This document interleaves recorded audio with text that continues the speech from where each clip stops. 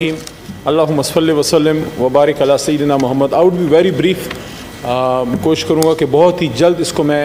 जो है wind up करूँ क्योंकि आज जुमे का भी दिन है और याद रखना ये कमिटमेंट की आपने। मैंने आपको कहा था कि मेरा मिनट जो है वो 3500 सेकंड का होगा। सर साल गुजर गया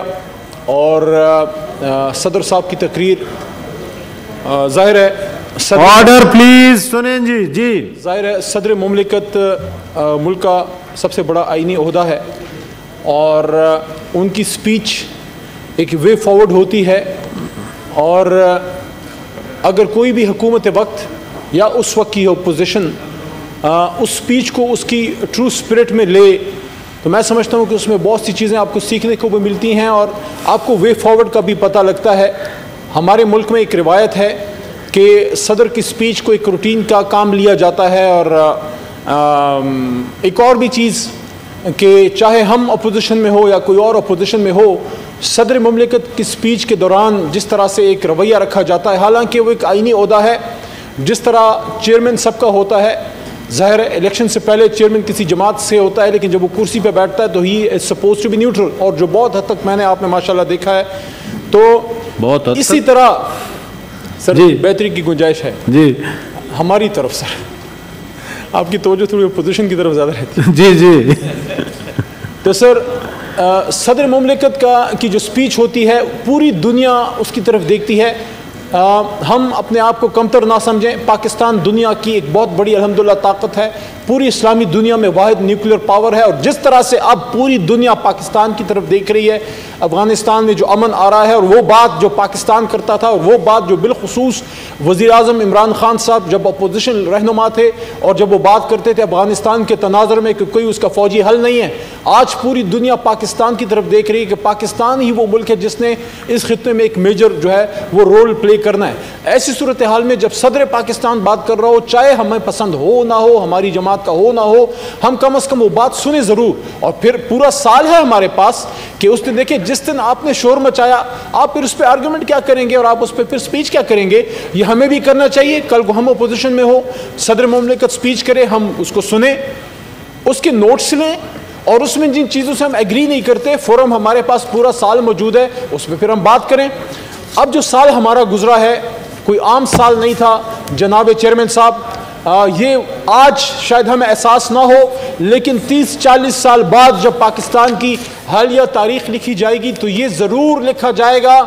ये गूंज सुनाई देगी और तादेर सुनाई देगी कि कोई मर्द बहरान था जिसमें दम था ये कहने का कि एब्सोल्युटली नॉट। और उसका नतीजा हमने देख लिया कि बहुत से लोगों के, हम जैसे लोगों के खदशात थे, आपके भी और हमारे भी, हम सब फिक्रमंद थे कि अफगानिस्तान में क्या होगा, खुदा न खास्ता सिविल वॉर ना हो जाए, खुदा न खास्ता दोबारा खाना जंगी वाली सूरत हाल ना हो जाए, उसका पाकिस्तान पे इन्फ्लक्स क्या आएगा, मुहाजिरीन का खुदा न खास्ता इन्फ्लक्स क्या आएगा, क्या हमारी इकॉनमी जो ऑलरेडी कोविड की वजह से मुश्किलात की शिकार थी जो अल्लाह के करम से बेहतरी की तरफ गई, हमने सस्टेन किया, हमारा क्या रिस्पॉन्स होगा, मुहाजिरीन को कितना हम ले सकेंगे, क्या करेंगे। और कुछ लोगों की ख्वाहिशात भी शायद हों कि अफगानिस्तान में सिविल वॉर हो, जो पाकिस्तान के या अफगानिस्तान के इस खित्ते के अमन के दुश्मन थे, ऐसे भी लोग मौजूद हैं जिनकी ख्वाहिशात हैं। वो वही लोग हैं जिन्होंने पिछले दिनों जो है एक साजिश की जिसकी वजह से हमारा न्यूजीलैंड का जो टूर था क्रिकेट का वो कैंसिल हुआ। ये क्रिकेट पे नहीं, ये पाकिस्तान के खिलाफ एक साजिश थी जो की गई, जो हमारा दरीना हरीफ है, जो हमारा दरीना दुश्मन है, और अब सब चीज़ सामने आ गई है। तो ऐसे हालात में जो पिछला साल है ये मैं समझता हूँ अल्लाह ने बहुत बड़ा करम किया, जो वज़ीर आज़म साहब की डायरेक्शन आई और अल्लाह हमने कहा कि we will be partners in peace, we will not be partners in war. हम जंग में कोई किरदार अदा नहीं करेंगे, ना पाकिस्तान किसी के किराए के फौजी, किराए के कातिल का किसी का कोई किरदार हम नहीं करेंगे। हाँ, अमन के लिए बात करनी है तो करो, अमन लानी है अफगानिस्तान में तो बात करो,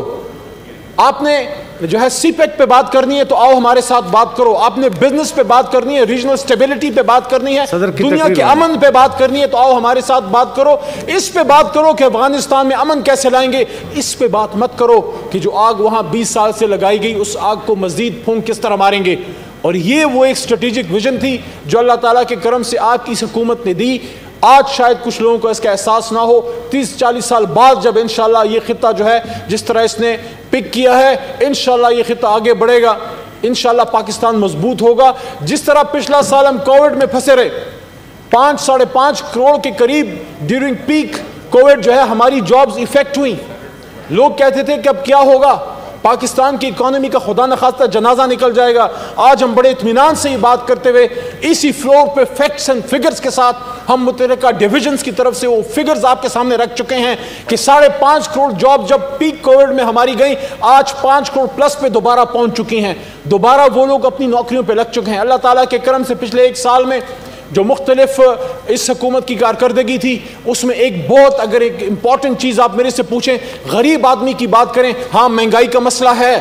مہنگائی کا ایشو ہے جو انٹرنیشنل پوری دنیا میں اس وقت ہے، آئل پرائسز جا رہی ہیں، اس کو مینج کرنے کی بھی کوشش کی جا رہی ہے اور بتدریج انشاءاللہ بہتری آئے گی۔ لیکن ساتھ ساتھ جس طریقے سے ہم نے جاب سیکٹر میں ڈیورنگ کووڈ جب امریکہ، یوکے، ہندوستان جیسی economies G D P growth ان کی نیگیٹو کی طرف گئی، اللہ تعالیٰ کے کرم سے آپ کے ملک کو اللہ نے سسٹین کیا، اور عمران خان صاحب نے اور ہماری حکومت نے جو فل لاک ڈاؤن کی بجائے پارشل لاک ڈاؤن کی طرف سمارٹ لاک ڈاؤنز کا کانسیپٹ دیا۔ دنیا حیران ہے کہ جب نیگیٹو میں وہ بڑے بڑے مالک جو ہمیں قرضے دینے کی بات کرتے ہیں، آج ان کا نیگیٹو میں گیا، پاکستان کا 3.9 یہ تقریباً 4 کو ٹچ کرنے کے قریب تھا۔ یہ کیسے ہوا؟ یہ ہوا ایسے کہ اللہ تعالیٰ کے کرم سے جو مدینہ کی ریاست کا کانسیپٹ جناب عمران خان صاحب نے دیا، جو ہم نے کبھی نہیں کلیم کیا۔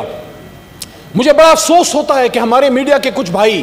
آج صبح یا کل بھی میں نے ایک ہمارے میڈیا کے بھائی کی بات سنی کہ مدینہ کی ریاست میں یہ ہو گیا، اور مدینہ کی ریاست ایک تھی،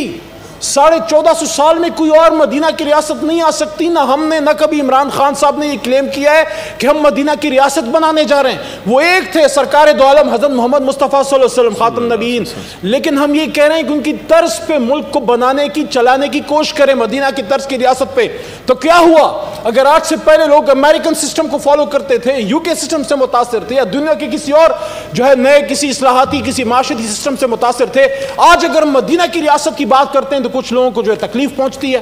اور مشکلات بالکل تھیں۔ یہ وہ کانسیپٹ تھا جس کی وجہ سے جو آپ کے دل میں ایک احساس ہوتا ہے، جو درد ہوتا ہے، اس درد کی وجہ سے جب ہم نے کنسٹرکشن انڈسٹری کو بند نہیں ہونے دیا، جب ہم نے کوشش کی کہ ڈیلی ویجرز کو اپنے احساس پروگرام سے سپورٹ کریں، جب ہم نے اربوں روپے غریبوں کو ان کے گھر کی دہلیز پہ بغیر کسی سیاسی تفریق کے پہنچائے، تو اللہ تعالیٰ کے کرم سے پچھلا 1 سال اللہ نے کم از کم کوئی بھوک سے اللہ کے کرم سے نہیں مرا۔ یہ ہماری سب سے بڑی، میں اگر سمجھتا ہوں کہ عمران خان صاحب کی انٹرنیشنل لیول پہ جو انہوں نے ایک ڈائریکشن دی کہ پاکستان امن میں پارٹنر ہوگا، جو ہے وہ پیس میں پارٹنر ہوگا، تو ملک کے اندر کووڈ کے دوران اپنی آبادی کو اس کے خطرناک اثرات سے بچانا، اور یہاں پہ اگر ہم NCOC کی بات نہ کریں، یہ دیکھیں مشکل حالات میں قوموں کا پتہ لگتا ہے کہ آفش مٹیریل دے میڈ آف، جس طرح کبھی کسی زمانے میں 30 اکتوبر سن 47 کو قائد نے لاہور میں فرمایا تھا،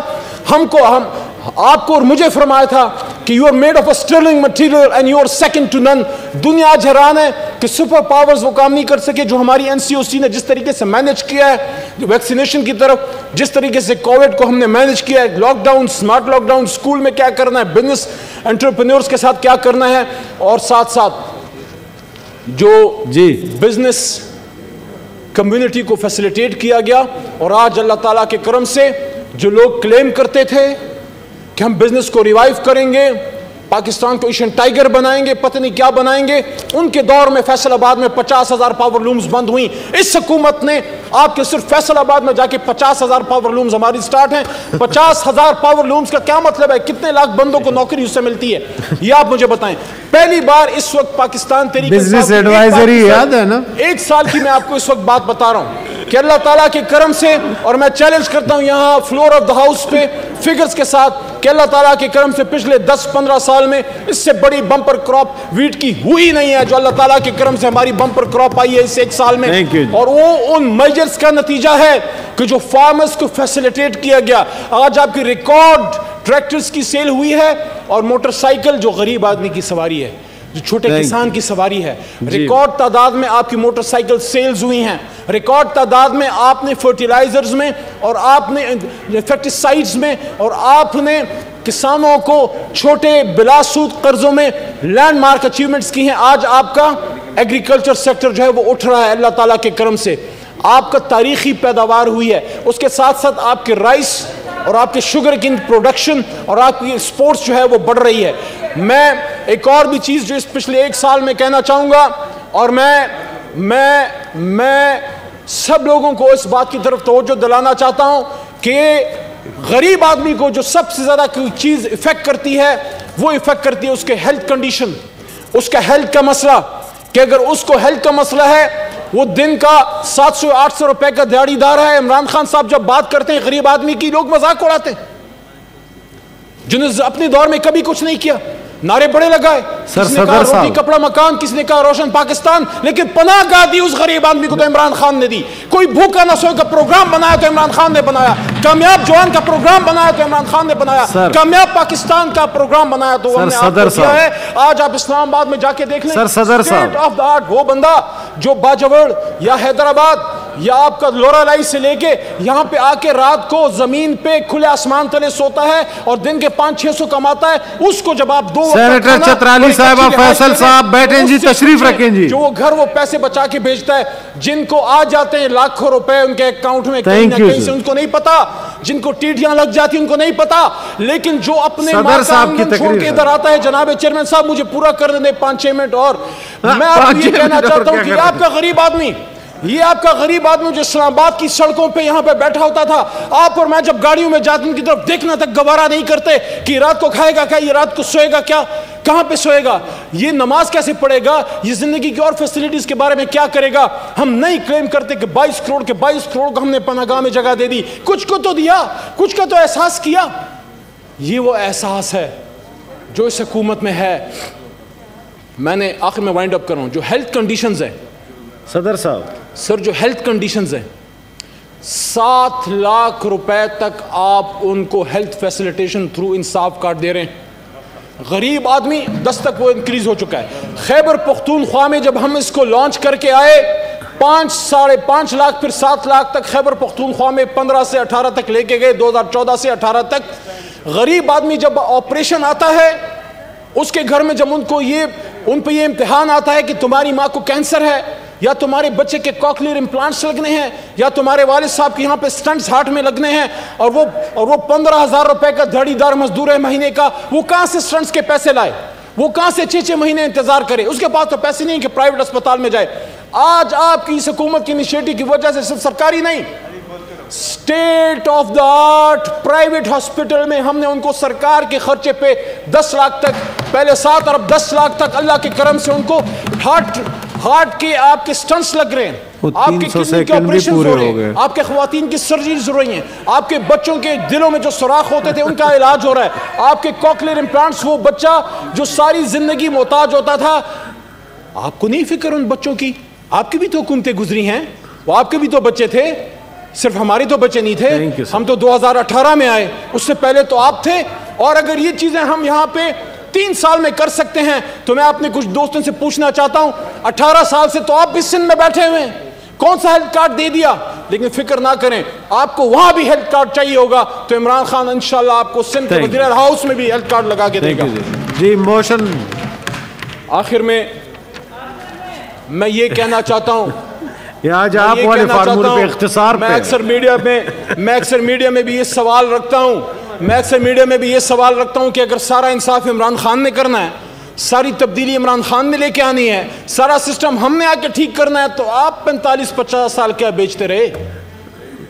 کیا کرتے رہے؟ کیا عمران خان ٹھیکیدار ہے؟ آپ سے کوئی کچھ نہیں پوچھے گا؟ بڑے بڑے عہدوں پہ تو آپ بیٹھے رہے، 3 پیس سوٹ لگا کے آ جاتے ہیں۔ صدر، اگر ہم نے الیکشن کرانے ہیں اور اس ملک کو ٹھیک کرنا ہے تو وے فارورڈ آپ کو دے دیا ہے۔ ابھی بھی ہمارے قائد ایوان جو ہیں، مجھے صبح انہوں نے بتایا 48 گھنٹے سے وہ کہہ رہے ہیں میں سویا نہیں، رشیا سے ابھی آئے ہیں، وہاں ابھی ای وی ایم پہ یہ مجھے بتایا انہوں نے کہ ای وی ایم پہ الیکشن ہوا ہے۔ ہم آپ کو وے فارورڈ دے رہے ہیں کہ یہاں جو الزامات لگتے تھے اس الیکشن میں ہمارے الزامات لگے، ہمارے قومی اسمبلی کے لگے، ہر الیکشن میں عمران خان کہتے ہیں کرپشن ختم کرو، شو آف ہینڈ سے سینٹ کے الیکشن کرو، آپ اس پہ راضی نہیں ہیں، پھر آپ چیختے چلاتے بہت ہیں۔ میں یہاں پہ سینٹ کے قائد ایوان آپ کی بھی توجہ میں اور اپوزیشن لیڈر اس وقت نہیں ہے، میں یہ نقطہ لانا چاہتا ہوں کہ الیکٹورل ریفارمز کی بات ہوتی ہے، آپ ای وی ایم کے خلاف ہیں، پھر آپ کہتے ہیں کہ ٹھیک ہے ٹیکنالوجی کے ساتھ ہے لیکن آپ کی ای وی ایم نہیں۔ اور بھئی ہم یہ نہیں کہہ رہے ہمارا مشین لے لو، ہم یہ کہہ رہے ہیں don't reinvent the wheel. EVM is the way forward. دنیا میں اس کو یوز کیا جا رہا ہے. ابھی انہیں بتایا کہ رشیا کے الیکشن, آخری بات, یہ یوز ہو کے وہ آ رہا ہے. میں یہاں پہ سینٹ میں یہ سوال رکھنا چاہتا ہوں, کتنی آپ نے تنقید کی EVM پہ. اب ٹھیک ہے پارلیمنٹری کمیٹی بن رہی ہے, اس میں انشاءاللہ اس پہ بات ہوگی. آپ کو شکایت تھی, اپوزیشن کے دوستوں کو کہنا چاہ رہا ہوں کہ آپ کے ساتھ دھاندلی ہوئی ہے.